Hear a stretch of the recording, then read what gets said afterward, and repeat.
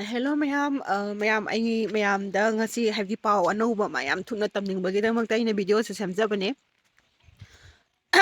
Ai khanlok su thungbagi go khanau su wa ngangba yadre haiba. Hasi akoigi Prime Minister ji Shri Narendra Modi ji gi makhada hadi Staff Selection Commission Board ki makhada ko total mi je 48 lakhs vacancy thoeba. Constable General Duty to bakangu singi city ji haiba tar. ꯑꯗꯣ ꯑꯩꯅ ꯁꯤꯗ ꯍꯥꯏꯖꯅꯤꯡꯉꯤꯁꯦ ꯃꯌꯥꯝꯗꯀꯣ ꯁꯤꯗ ꯂꯦꯡꯒ꯭ꯋꯦꯖꯁꯦ ꯑꯩꯈꯣꯏꯒꯤ 13 ꯂꯦꯡꯒ꯭ꯋꯦꯖꯅꯤ ꯂꯣꯟ 12ꯒꯤ ꯑꯣꯏꯅ ꯑꯦꯛꯖꯥꯝꯁꯦ ꯊꯥꯕ ꯌꯥꯗꯧꯕꯅꯦꯕ ꯁꯤꯗ ꯑꯩꯈꯣꯏ ꯃꯅꯤꯄꯨꯔꯤꯒꯤ ꯂꯣꯟꯁꯨ ꯌꯥꯎꯋꯦ ꯑꯗꯨꯅ ꯃꯌꯥꯝ ꯑꯦꯄ꯭ꯂꯥꯏ ꯇꯧꯅꯤꯡꯕ ꯑꯣꯏꯔꯒꯗꯤ ꯂꯥꯁ ꯗꯦꯠꯁꯦ ꯁ꯭ꯇꯥꯔꯇꯤꯡꯁꯦ ꯍꯟꯗꯛ 20 ꯐꯦꯕ꯭ꯔꯨꯋꯥꯔꯤꯗꯒꯤꯅ ꯍꯧꯔꯒ ꯃꯥꯔꯆꯀꯤ ꯗꯦꯠ 7 ꯐꯥꯎꯕ ꯐꯣꯝꯁꯦ ꯃꯦꯟꯒꯗꯧꯕꯅꯦ ꯑꯗꯨꯒꯤ ꯍꯥꯏꯔꯤꯕ ꯃꯇꯝꯁꯤꯗ ꯃꯌꯥꯝꯅ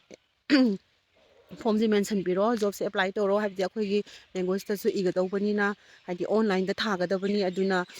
ꯌꯥꯝꯅ ꯊꯤꯅ ꯍꯥꯏꯕꯗꯤ ꯑꯩꯈꯣꯏꯗ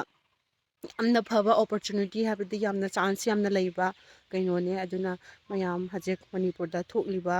ꯍꯥꯏꯗꯤ ꯑꯋꯥ ꯑꯅꯥ ꯇꯥꯔꯤꯕꯁꯤꯡꯁꯤꯒꯤ ꯃꯔꯛꯁꯤꯗꯁꯨ ꯋꯥꯔꯁꯨ ꯋꯥꯅ ꯈꯔ ꯃꯌꯥꯝ ꯄꯨꯟꯅ ꯑꯗꯨꯝ ꯏꯁꯥꯗ ꯑꯩ ꯇꯧꯗꯕ ꯌꯥꯗꯦ ꯍꯥꯏꯗꯨꯅ ꯍꯣꯠꯅꯔꯒ ꯍꯥꯏꯔꯤꯕ ꯚꯦꯀꯦꯟꯁꯤ ꯑꯁꯤꯗ ꯃꯦꯟꯁꯟꯗꯨꯅ ꯊꯕꯛꯁꯤꯡꯁꯦ ꯑꯦꯄ꯭ꯂꯥꯏ ꯇꯧꯁꯟꯕꯤꯅꯕ ꯃꯌꯥꯝ ꯑꯗꯨꯝ ꯑꯦꯄ꯭ꯂꯥꯏ ꯇꯧꯕꯤꯔꯛꯑꯣ ꯑꯗꯨꯒ ꯑꯩꯒꯤ ꯍꯥꯏꯕꯗꯤ ꯖꯣꯕꯁꯤꯒꯤ ꯑꯦꯗꯚꯔꯇꯥꯏꯁ ꯀꯔꯝꯕ ꯍꯥꯏꯗꯤ ꯃꯥꯒꯤ ꯚꯦꯀꯦꯟꯁꯤ ꯀꯌꯥꯅꯣ ꯀꯔꯝꯕ ꯂꯦꯡꯒ꯭ꯋꯦꯖꯇ ꯀꯃꯥꯏꯅ ꯐꯣꯝ ꯃꯦꯟꯒꯅꯤ ꯀꯔꯝ ꯀꯥꯟꯗ ꯂꯥꯁ ꯗꯦꯠ ꯑꯣꯏꯗꯧꯕꯅꯣ ꯍꯥꯏꯕꯁꯤꯅꯆꯤꯡꯕꯁꯦ ꯑꯩ ꯗꯤꯁꯀ꯭ꯔꯤꯞꯁꯟ ꯕꯣꯛꯁꯇ ꯑꯩ ꯂꯤꯡ ꯑꯃ ꯍꯥꯞꯆꯔꯝꯒꯦ ꯃꯌꯥꯝ ꯂꯤꯡꯁꯤꯗ ꯆꯪꯉꯒ ꯑꯗꯨꯝ ꯌꯦꯡꯃꯤꯟꯅꯔꯁꯦ